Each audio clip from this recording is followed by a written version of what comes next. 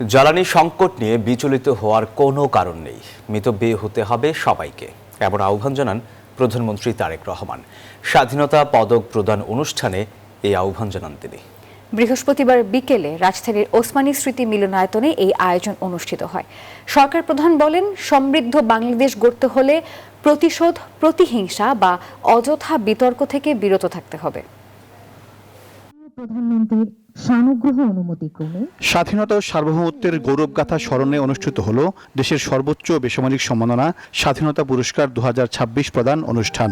জয়ীদের হাতে পদক তুলে দেন প্রধানমন্ত্রী তারেক রহমান। এবার এই সম্মাননা পেলেন 15 জন বিশিষ্ট ব্যক্তি ও 5 প্রতিষ্ঠান। সাবেক প্রধানমন্ত্রী ও বিএনপি চেয়ারপারসন বেগম খালেদা জিয়া স্বাধীনতা, গণতন্ত্র ও নারী শিক্ষায় অবদানের জন্য মরণোত্তর স্বাধীনতা পদক পেয়েছেন। পদক গ্রহণ করেন তার নাতনি জাইমা রহমান। প্রধানমন্ত্রী তার বক্তব্যে মহান মুক্তিযুদ্ধে বীর শহীদদের প্রতি গভীর শ্রদ্ধা জানান, স্মরণ করেন আহত মুক্তিযোদ্ধাদের অবদানের কথা।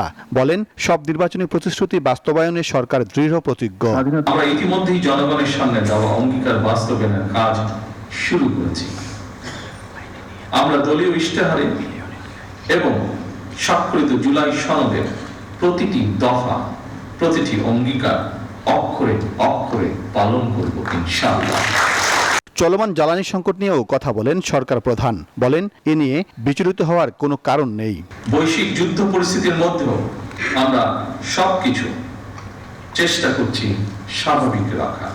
বিশ্বের সকল দেশে তেল ডিজেলের দাম বাড়ানো হলেও আমরা জনদুর্ভোগের কথা বিবেচনা করে এখন পর্যন্ত এই সিদ্ধান্তটি নেইনি। এই খাতে প্রতিদিন শত শত কোটি টাকা ভর্তুকি দিয়ে হলেও সরকার চেষ্টা করছে আন্তরিকভাবে পরিস্থিতি স্বাভাবিক রাখা। সমৃদ্ধ বাংলাদেশ গড়তে প্রতিশোধ, প্রতিহিংসা বা অযথা বিতর্ক নয়, মতপার্থক্য থাকলেও তর্ক বিতর্ক যেন শত্রুতায় রূপ না নেয়, আহ্বান জানান প্রধানমন্ত্রী। সতর্ক করে বলেন, দেশের স্বার্থবিরোধী চক্র এখনো সুযোগের অপেক্ষায় রয়েছে।